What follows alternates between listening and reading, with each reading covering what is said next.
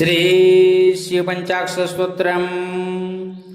नागेन्द्रहाराय त्रिलोचनाय भस्मांगरागाय महेश्वराय नित्याय शुद्धाय दिगंबराय तस्मै नकाराय नमः शिवाय।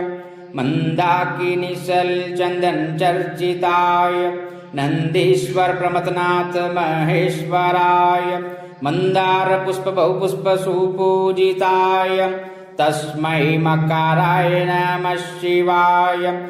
शिवाय गौरी वदनाब्ज वृंद सूर्याय दक्षाध्वरनाशकाय श्रीनीलकंठाय वृषध्वजाय तस्मै शिकाराय नमः शिवाय। वशिष्ठ कुंभोद्धव गौतमार्य मुनीन्द्रदेवार्चित शेखराय चंद्रार्क वैश्वानरलोचनाय तस्मै बकाराय नमः शिवाय।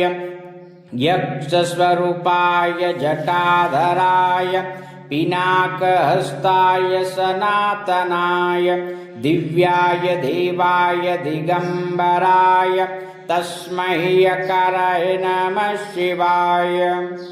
पंचाक्षरमिदं पुण्यं य पठे शिवसन्निधौ शिवलोकमवाप्नोति शिवेन सह मोदते। इति श्रीमद्शंकराचार्य विरचितं श्री शिवपञ्चाक्षरस्तोत्रं सम्पूर्णम्।